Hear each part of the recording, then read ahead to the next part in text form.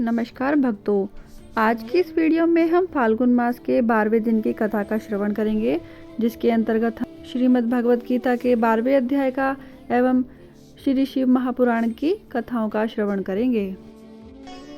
हरे कृष्णा कृष्ण कृष्णा हरे हरे, हरे राम राम राम हरे हरे। आज की इस वीडियो में हम चर्चा करेंगे श्रीमद् भगवत गीता के 12वें अध्याय के बारे में। तो आइए 12वें अध्याय का श्रवण करते हैं। अर्जुन ने पूछा, इस प्रकार जो भक्त सदैव योग युक्त होकर आपकी उपासना विधि पूर्वक करते हैं और वे जो अव्यक्त परम ब्रह्मा को भजते हैं, इन दोनों में कौन सा योगी श्रेष्ठ है? श्री भगवान जी बोले, जो मेरे विषय में मन लगाकर परम श्रद्धा पूर्वक मुझको भजते हैं, वे उत्तम योगी हैं। मैं यह मानता हूँ, परंतु जो इंद्रियों को संयम करके सर्वत्र समदृष्टि रखने वाला, सब प्राणियों के हित में लगे हुए, अकथनीय, अव्यक्त, सर्वव्यापी, अचिंतनीय, निर्विकार, अचल ध्रुव अक्षर का भजन करते हैं, वे भी मुझको प्राप्त होते हैं। अव्यक्त में जिनका चित्त आसक्त है, वह कष्ट अधिक पाते हैं, क्योंकि अव्यक्त गति के प्राणी कष्ट पाते हैं। हे पार्थ, जो प्राणी अपने सब कर्मों को अर्पण करके मेरी शरण में आकर अनन्य भक्ति से मेरा ध्यान करते और पूजते हैं, उन शरण में आए हुए भक्तों का मैं थोड़े समय में ही मृत्यु संसार से उद्धार कर देता हूँ। मुझ में ही मन रखो, मुझ में ही बुद्धि रखो, तब तुम मुझ में ही निवास करोगे, इसमें कुछ संदेह नहीं। हे धनंजय, यदि इस प्रकार तुम मुझ में अपने चित्त को करने में समर्थ ना हो, तो अभ्यास योग द्वारा हमको पाने के लिए बार बार यत्न करो। यदि अभ्यास से भी ना हो सके, तो मेरे उद्देश्य से व्रतादि ही करो। यदि मेरे लिए तुम कर्म करोगे, तो भी तुम्हें मुक्ति प्राप्त होगी, और यदि ऐसा भी न कर सके, तो मन को रोककर अनन्य भाव से मेरी शरण आओ और फल की आशा छोड़कर कर्म करो, क्योंकि अभ्यास से ज्ञान उत्तम है, ज्ञान से ध्यान श्रेष्ठ है, और ध्यान से ही कर्मों के फल को त्यागना श्रेष्ठ है। त्याग से शांति प्राप्त होती है। जो किसी से द्वेष नहीं करता, सबका मित्र है, दयाधारी है, ममता और अहंकार जिसमें नहीं, दुख सुख को जो समान जानता है, क्षमावान है, संतोषी है, स्थिर चित्त से इंद्रियों को वश में रखता है, दृढ़ निश्चयवान है, मुझ में अपने मन और बुद्धि को लगाए हुए है, ऐसा मेरा भक्त मुझे प्रिय है, जिसे ना लोगों का भय है, ना लोगों से डरता है। ऐसा जो हर्ष, ईर्ष्या, दुष्टों के भय और विषाद से रहित है, वह मेरा प्रिय है। जो कुछ मिले उसी में संतुष्ट, पवित्र, पक्ष निष्पक्ष, दुख रहित, फल की आशा त्याग कर कर्म करने वाला, ऐसा जो मेरा भक्त है, वह मुझे प्रिय है।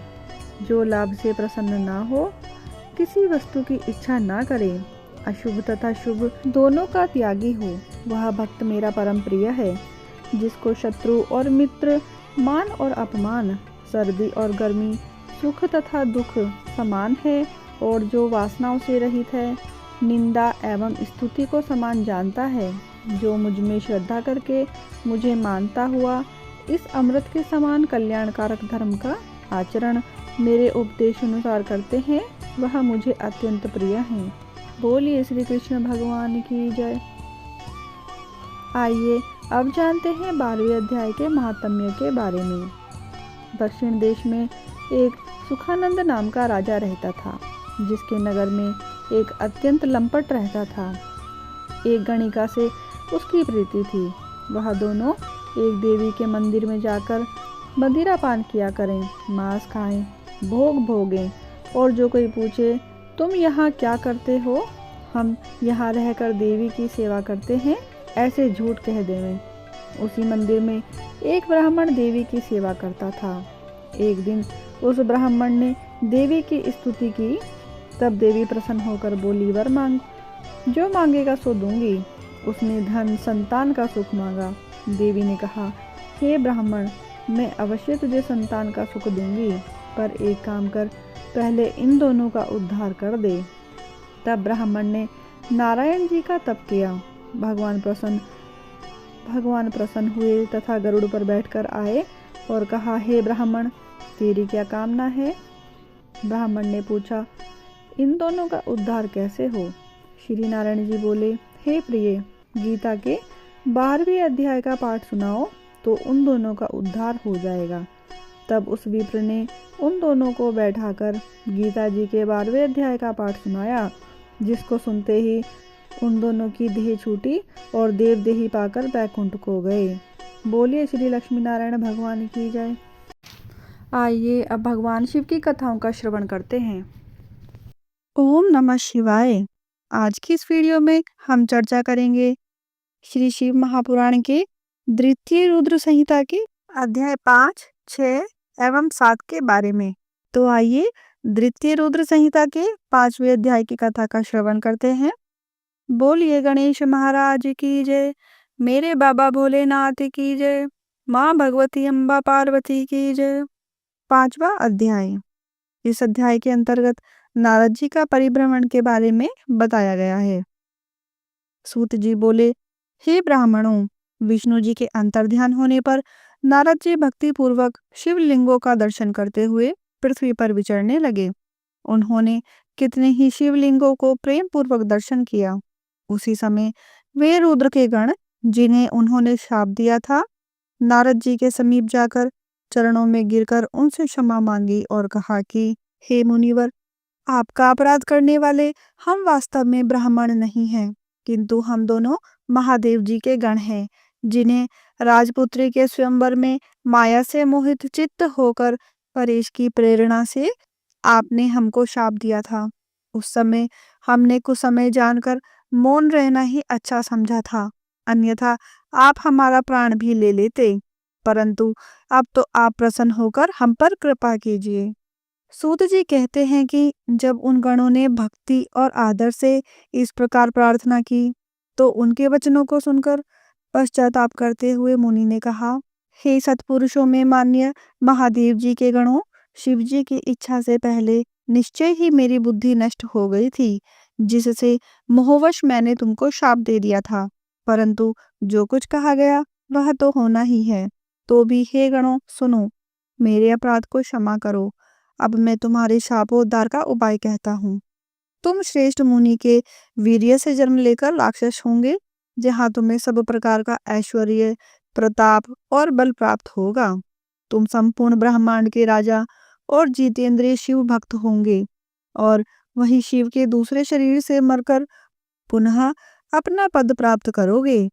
सूत जी कहते हैं कि नारद जी के इन वाक्यों को सुनकर महादेव जी के गण प्रसन्नता से अपने स्थान को चले गए। नारद जी भी शिवलिंगों का दर्शन करते हुए दूसरी ओर पृथ्वी पर पर्यटन करने लगे। चलते चलते वे काशीपुरी नगरी में काशीनाथ जी के दर्शन करने गए, जो सबके ऊपर विराजमान शिव जी को प्रिय, शिव को सुख देने वाली और शिव स्वरूपणी नगरी है। उसके दर्शन कर वे कृतार्थ हो गए। वहां परम आनंद से उन्होंने काशीनाथ शिव जी का पूजन किया और उनकी महिमा वर्णन करते हुए प्रेम से विहल हो गए। उसके पश्चात नारद जी ब्रह्मलोक को गए। वहां जाकर उन्होंने अनेक प्रकार से अपने पिता ब्रह्मा से शिव तत्व को पूछा। इति श्री शिव महापुराण द्वितीय रुद्र संहिता का 5वां अध्याय समाप्त। बोलिए मेरे बाबा भोलेनाथ की जय, माँ भगवती अम्बा पार्वती की जय। द्वितीय रुद्र संहिता 6वां अध्याय। इस अध्याय के अंतर्गत हम ब्रह्मा जी द्वारा प्रकृति के 25 तत्वों का वर्णन, उसके बारे में कथा का श्रवण करेंगे। ब्रह्मा जी बोले, हे ब्राह्मण, तुमने लोक कल्याणकारी यह बड़ा ही उत्तम प्रश्न किया है, जिसे भगवान विष्णु भी नहीं जानते। महाप्रलय के समय में सब स्थावर जंगम के नष्ट होने पर जब सूर्य ग्रह ताराओं से रहित होकर सब अंधकारमय हो गया था और चंद्र दिन रात अग्नि, वायु, पृथ्वी, जल कुछ भी नहीं था। प्रधान आकाश और अन्य तेज भी शून्य हो गया था। तब सुई से भेदन करने योग्य निरंतर घोर अंधकार में वह एक सद ब्रह्मा ही था जिसको सत कहते हैं। जब सत असत स्वरूप कुछ भी नहीं रह गया और जिसको योगी निरंतर हृदय आकाश से देखते हैं, जो मन वाणी से परे इंद्रियों के विषय से रहित, नाम और वर्ण रहित, स्थूल तथा सूक्ष्म भी नहीं है, जिसमें हर्ष, दीर्घ एवं लघु, गुरु, घटना बढ़ना कुछ भी नहीं होता। श्रुति भी जिसकी सत्ता को चकित होकर कहती है, वह सत्य, ज्ञान और अनंत स्वरूप तथा परमानंद परम पुरुष है, जो ज्ञानमय और शोभायुक्त है, जो अमूर्त पर तत्व है, वही सदाशिव की मूर्ति है। इसी को पंडित अवार्चीन और पराचीन ईश्वर की मूर्ति कहते हैं। उसने अपने शरीर से स्वच्छंद शरीर वाली, कभी नाश न होने वाली शक्ति प्रकट की। वही प्रधान प्रकृति, वही गुणवती माया और वही विकार से रहित बुद्धि तत्व जननी अर्थात माता कहलाई। वही शक्ति अंबिका, प्रकृति, संपूर्ण लोकों की ईश्वरी, त्रिदेवों की माता, नित्य और मूल कारण कही गई, जिसकी 8 भुजाएं हैं और जो विचित्र मुख वाली तथा शुभ्रा है। अचिंत्य तेज से युक्त, सबको उत्पन्न करने वाली अकेली ही वह माया संयोग से अनेक प्रकार की हो जाती है। और शिव शंकर जिनका कोई ईश्वर नहीं है, वही परपुरुष ईश्वर हो, जो सिर पर गंगा को धारण किए, ललाट पर चंद्रमा धारण किए और 3 नेत्र वाले हैं, जिनके 5 मुख और 10 भुजाएं हैं, जो त्रिशूलधारी, प्रसन्न चित्त, कपूर के समान गौर शरीर एवं भस्म लगाए हुए हैं, काल स्वरूप भगवान हैं। उन्होंने उस शक्ति को साथ लेकर शिवलोक नामक क्षेत्र की रचना की। उसी उत्तम क्षेत्र को काशी कहते हैं, जो परम मोक्ष को देने वाली और सर्वोपरि विराजमान है। उस क्षेत्र में परमानंद स्वरूप शिव पार्वती शक्ति सहित निवास करते हैं। हे मुने, प्रलय काल में भी वह क्षेत्र शिव पार्वती से रहित नहीं होता और इसी से उसको अविमुक्त कहते हैं। धनुषधारी शिव जी ने पहले इसमें एक आनंद वन बनाया था। उस आनंद वन में शिवा शिव के रमण करते रहने पर हे नारद जी, उन्हें किसी दूसरे पुरुष के निर्माण की इच्छा हुई और उन्होंने सोचा कि हम इसका भार किसी दूसरे पर देकर शांति से काशी में केवल शयन करें। इस प्रकार निश्चय कर उनके दक्षिण के 10वें अंश में सुधारूप आसव का व्यापार किया, जिससे त्रिलोकी में एक सुंदर पुरुष का आविर्भाव हुआ, जो शांत और सत्व गुण से युक्त एवं गंभीरता में सागर के समान था। तब उस अजय पुरुष ने प्रकट होकर परमेश्वर शंभु को प्रणाम कर कहा, हे स्वामिन, मेरा नाम कहकर मेरे कर्मों को भी तो कहिए। यह सुनकर प्रभु शिव जी हंसकर बोले कि सर्वत्र व्यापक होने से जगत में तुम्हारा नाम विष्णु होगा। विष्णु नाम से तुम प्रसिद्ध होगे तथा भक्तों को सुख देने वाले तुम्हारे और भी बहुत से नाम होंगे। तुम परम कार्य साधन के लिए दृढ़ता से तप करो। ऐसा कहकर शंकर जी ने अपने श्वास मार्ग से वेदों को दिया। तब विष्णु जी ने शिव जी को नमस्कार कर बड़ा तप किया और शिव जी अंतर ध्यान हो गए। विष्णु जी ने 12,000 दिव्य वर्ष तक तप किया, किंतु तब से अब तक उन्होंने अपने मनोरथ कल्याणकारी शंभु का कभी दर्शन ना पाया। जब उन्हें इसकी चिंता हुई तो शिव जी ने यह शुभ वाणी उत्पन्न की कि तुम अपने संचय को दूर करने के लिए फिर तप करो।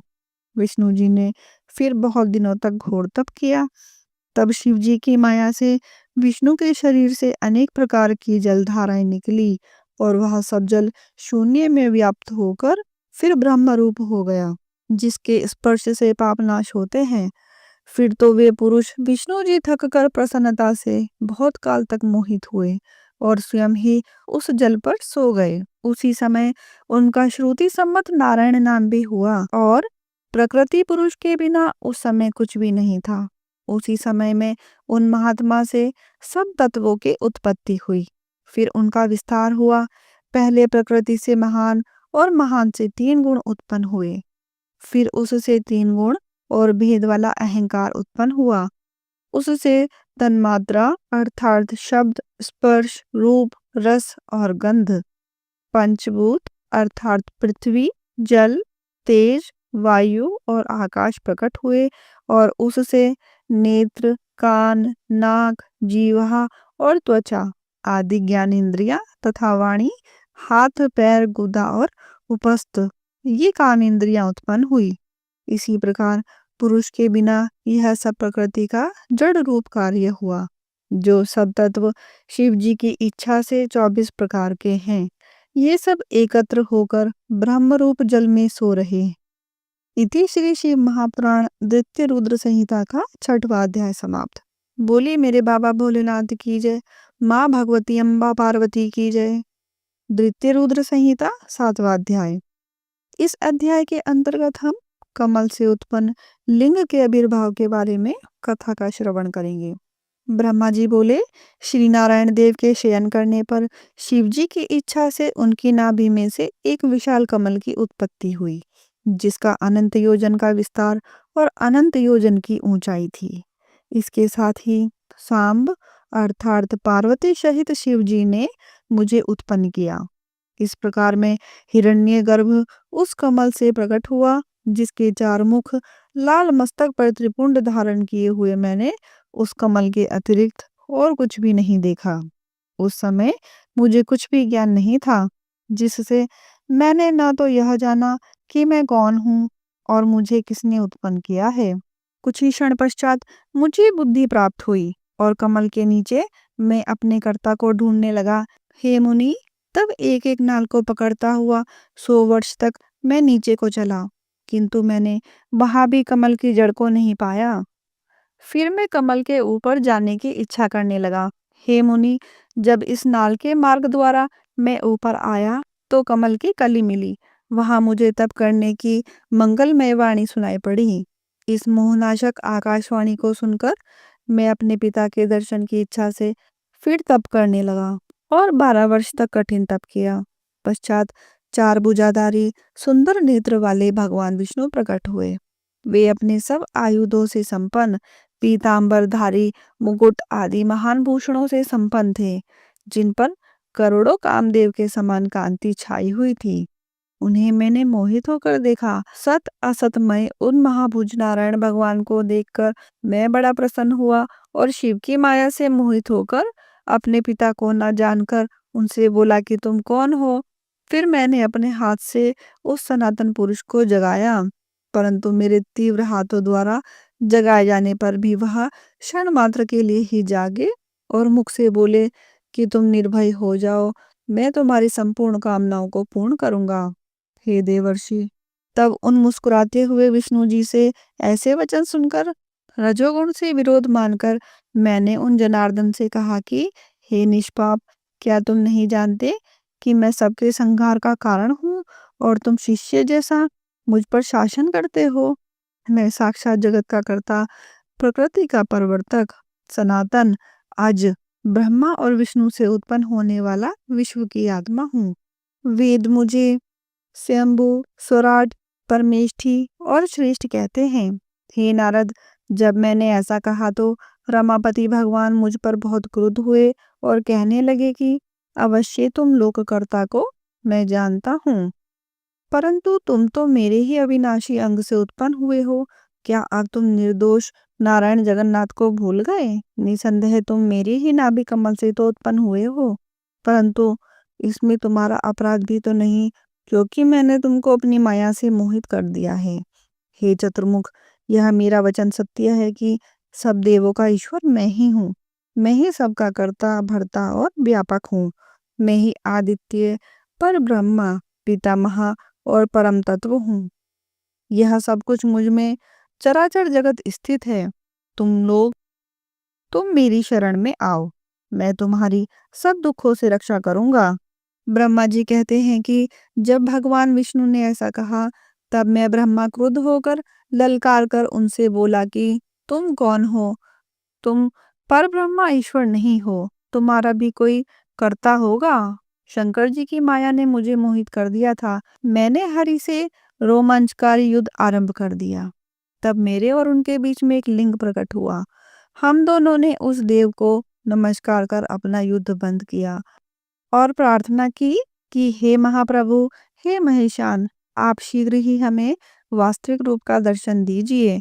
इस प्रकार वे हम दोनों के मन में स्थित हुए और शिव जी को नमस्कार करते हुए हमारा 100 वर्ष का समय व्यतीत हो गया। इति श्री शिव महापुराण द्वितीय रुद्र संहिता का 7वां अध्याय समाप्त। बोलिए मेरे बाबा भोलेनाथ की जय, माँ भगवती अम्बा पार्वती की जय। आशा करती हूँ कि बाबा भोलेनाथ की परम पावन कथा को आप तक पहुँचाने का मेरा यह प्रयास सफल रहेगा। अगर आपको मेरी यह वीडियो पसंद आई है तो आप इसको लाइक करें, शेयर करें और मेरे चैनल को सब्सक्राइब करना ना भूलें।